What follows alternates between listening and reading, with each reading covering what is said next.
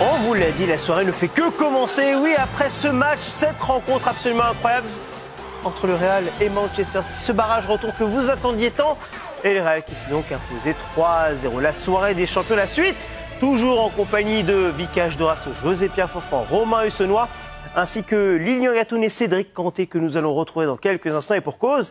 Tout d'abord, l'évolution logique après le PSG, c'est le Real. Oui, on est à un step au-dessus. On va évoquer de manière globale le Real juste avant. Romain, vous avez des chiffres concernant Kylian Mbappé, justement. Oui, c'est affolant, justement, les chiffres de Kylian Mbappé qui a inscrit ce soir ses 357e, 58e et 59e buts en carrière professionnelle. 359 buts et 142 passes décisives à 26 ans et 61 jours, ce qui veut dire qu'il a été décisif dans sa carrière à 501 reprises. Ça, c'est colossal à cet âge-là et c'est vraiment exceptionnel de le réaliser ce soir dans un match de cette envergure en Ligue des Champions et à Santiago Bernabéu. C'était son premier triplé à Santiago Bernabéu ce soir. Un but et sélection pour lui, c'est assez phénoménal effectivement. Avant de nous attarder sur le cas du Français, juste Lilian, Cédric, on vous retrouve à Bernabéu. On attendait beaucoup de ce Real qui était critiqué, notamment le dernier match en championnat. On l'a vécu sur Canal avec ce match nul sur la pelouse d'Osasuna. Et finalement, le Real a dit on est là, on est la meilleure équipe de l'histoire de la Champions League, messieurs. Oui, très clairement, quand résonne l'hymne de la Ligue des Champions pour cette équipe du Real Madrid, elle sait se transcender. Hein. On a évidemment en mémoire tous ces matchs où le Real Madrid n'allait pas très bien en Liga ou en championnat. Et puis parfois dans les matchs, même dans les matchs, en étant pas très bon, tout d'un coup, il y avait une dernière demi-heure ou une fulgurance. Et Manchester City, on avait d'ailleurs fait les frais, on s'en souvient ici, dans le temps additionnel il y a quelques temps. Donc voilà, cette équipe arrive à se sublimer quand même pour les matchs de Ligue des Champions. Oui, mais c'est clairement leur compétition. Il y a une période où ils gagnaient plus de Ligue des Champions que de Liga. Ça montre comment ils sont installés. On a l'impression que toute la ville, tout le stade est au courant. Il y a une ambiance avant le match. En plus, dès qu'ils voient qu'il y a une faille chez l'adversaire, dès qu'il y a une défense voilà, un peu statique, et ben ils en profitent. Et derrière, l'adversaire, il sent qu'il n'y a rien à faire. Et aujourd'hui, quand vous prenez ce genre de but au bout de 3 minutes, c'est plus que mission impossible. Donc on est passé des 1% de Guardiola à 0,01%. Très vite au bout de 3 minutes et le match était très long. Mais sur Real Madrid, voilà, il faudra compter sur eux. On savait que le temps allait jouer en leur faveur avec les blessés qui reviennent, avec le quatuor offensif qui commence à donner sa pleine mesure et qui défend même en bloc. Cette équipe du Real Madrid, elle est vraiment taillée pour aller très loin en Champions League encore cette saison. C'est vrai que le Real nous habitue ces dernières saisons à être une équipe à réaction en seconde période. Là, dès le début de la rencontre, ils ont dit on va marquer un but très vite et on va calmer les choses, José. Oui, Kylian Mbappé l'a bien dit, il a bien résumé dans son interview, c'est que on les attend dans cette deuxième partie de saison. Donc ils ont été critiqués à juste titre en début de saison, que ce soit offensivement, défensivement, sur ce match-là, en tous les cas sur cette double confrontation. On a vu les progrès. Offensivement, donc les quatre, ils sont capables de marcher sur n'importe quelle défense.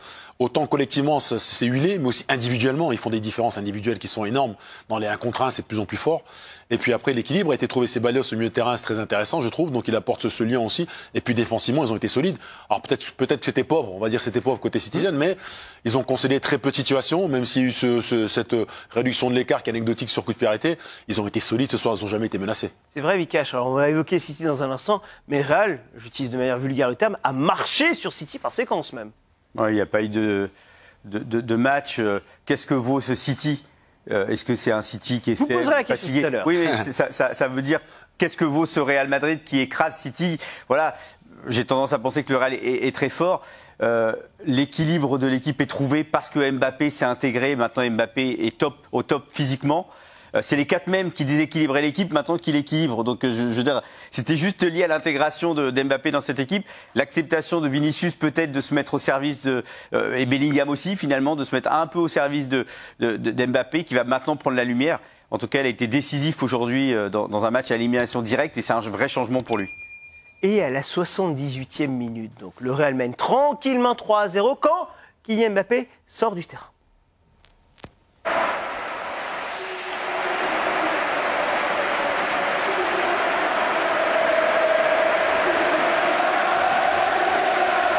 Lilian, Cédric, vous les avez encore plus entendus, forcément en étant à Bernabéu. C'est peut-être le moment qu'il attendait. Alors, il l'a vécu un petit peu en championnat, c'est un fait aussi. Il y a eu des buts clés, hein. Je me souviens d'un but contre Séville, un but magnifique. Mais là, en Ligue des Champions, sur un tel match, il l'attendait ce moment, Kylian Mbappé. Oui, très clairement. C'est, on le disait, hein, évidemment, une donne qui a changé depuis 2025, où il enchaîne les buts et il marque des buts importants. Il a sauvé la mise dans la dernière rencontre, dans le derby contre l'Atlético. Là, voilà, c'est lui qui offre cette qualification au Real Madrid. C'est très clairement devenu maintenant le chouchou. C'est une référence. C'est la référence offensive de la Maison Blanche.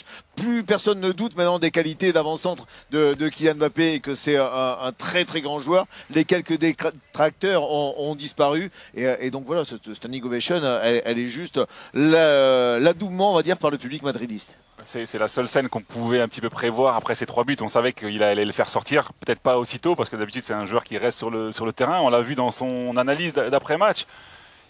Il travaille pour ce genre de moment. Il travaille depuis des années pour vivre. Donc il n'est même pas surpris. Il est conditionné pour ça, pour marquer des buts et pour faire lever un stade. On rappelle que ce joueur, il est champion du monde et il a déjà marqué un triplé en finale.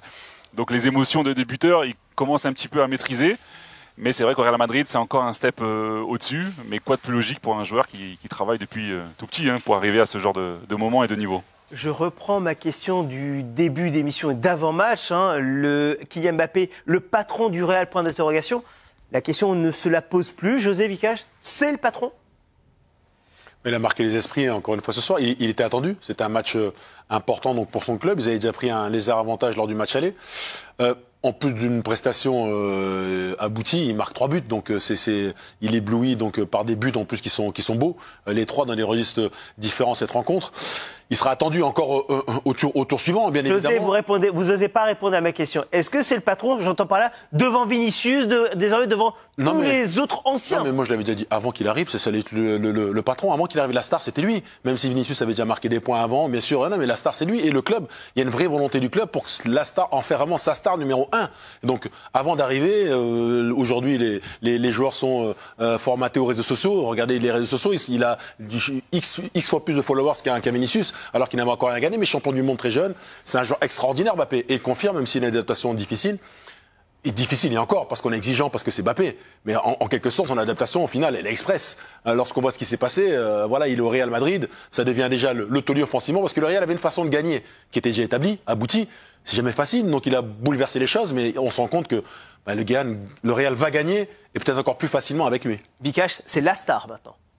Ah ouais, c'est la star. Moi, j'ai un peu douté quand même. Je me posais quand même des questions. Ça faisait très longtemps qu'il n'avait pas joué à ce niveau, Paris Saint-Germain, puis après l'arrivée à Madrid, et comment il allait retrouver ses capacités physiques, comment il allait se mettre au service de l'équipe. On a beaucoup parlé aussi de son problème défensif.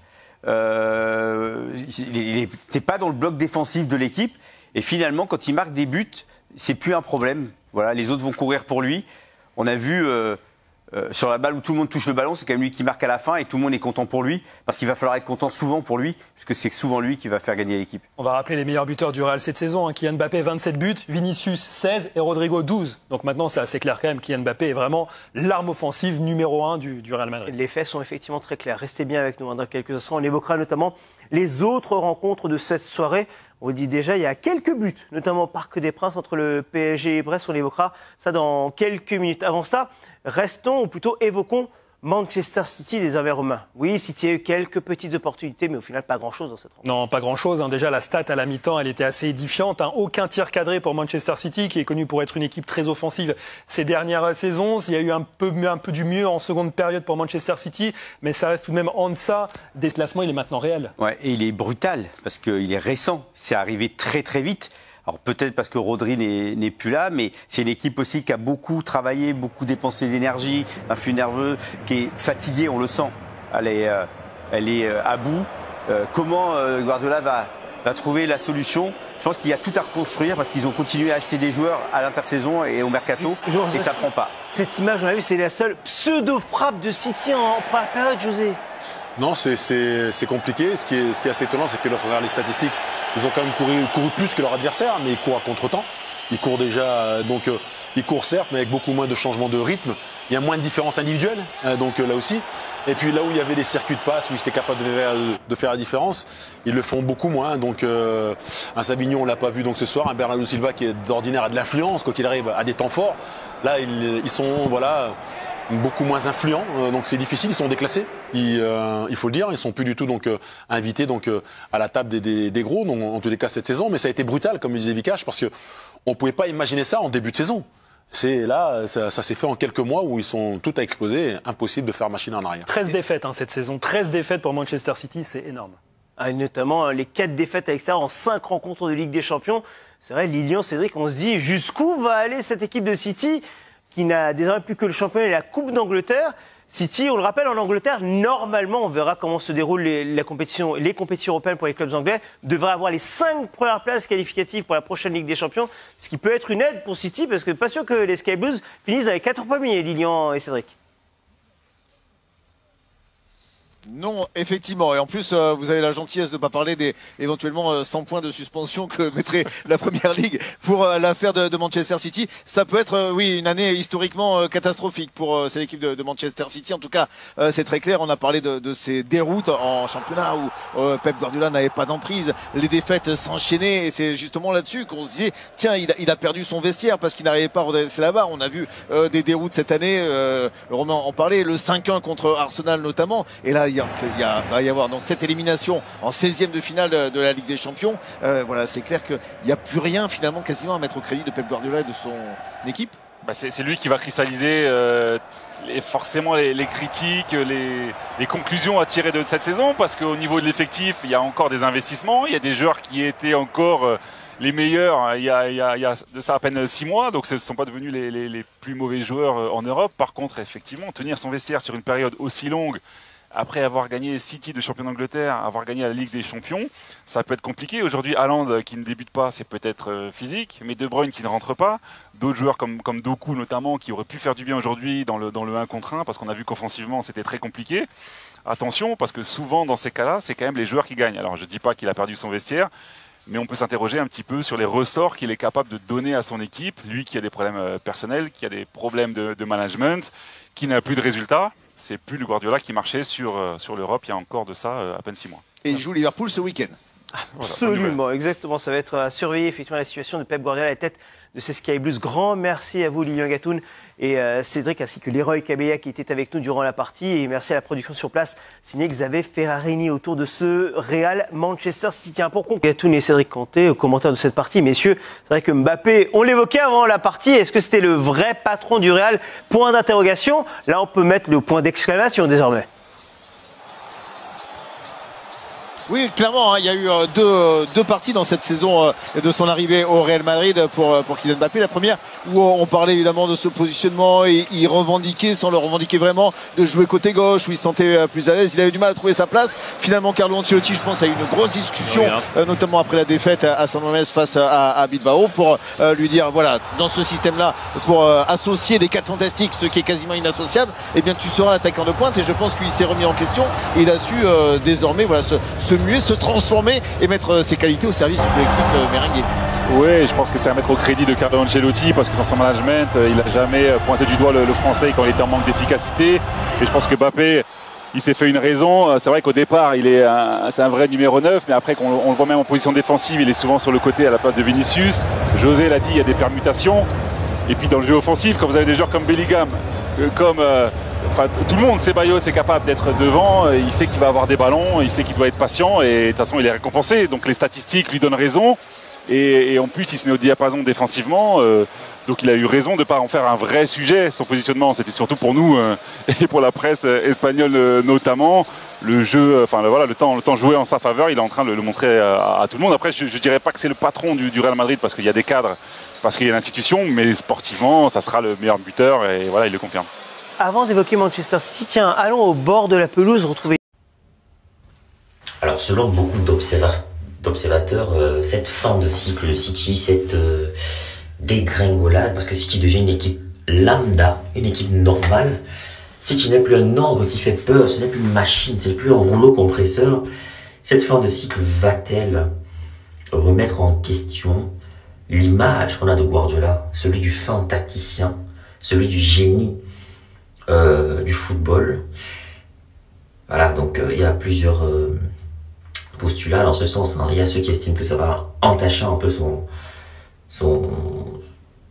parcours.